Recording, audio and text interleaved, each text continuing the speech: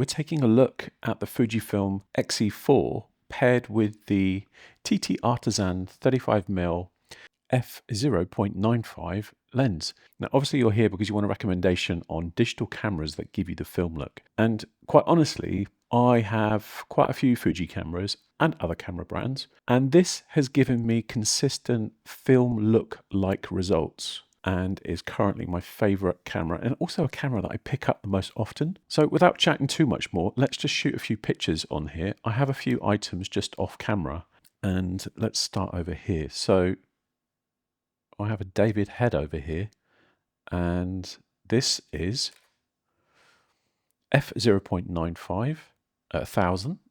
ISO is at 1250. So there is our subject. And as you can see, it gives you a really beautiful, creamy background. Let's go for another film simulation. Let's go, so that was portrait style. Let's go to Chrome Slide and let's shoot this here. And again, it'll give you an idea of how shallow the depth of field is. Now, with this one, with this profile, I've actually enabled the peaking. So you probably see that red hue come up on the screen. Just see that? So that's going to tell you where your focus is. Now it's very, very minute, the focus plane on this. So let's have a look at that frame.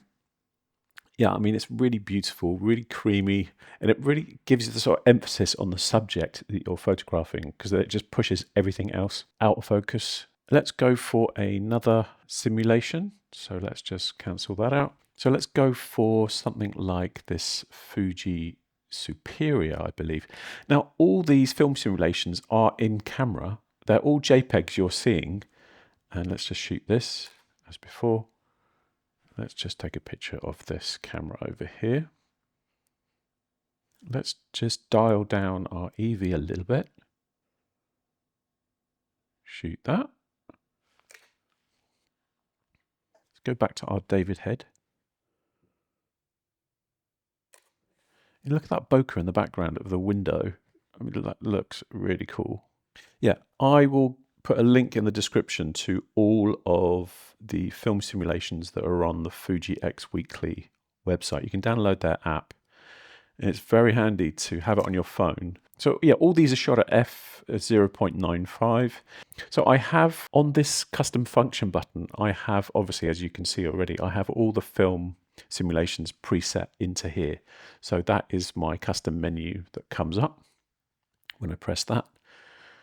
And let's go to my Tri-X. Absolutely love Tri-X. I used to shoot it as film, and it doesn't disappoint as a film simulation on this camera. Let's just do this. And again, I think having a manual lens, if I didn't say already, this is a manual lens.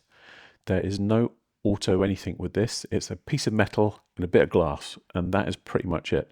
I quite like the styling on it. It matches the body quite well, especially with this red soft press button. You know, the camera is super minimal. It is pocketable.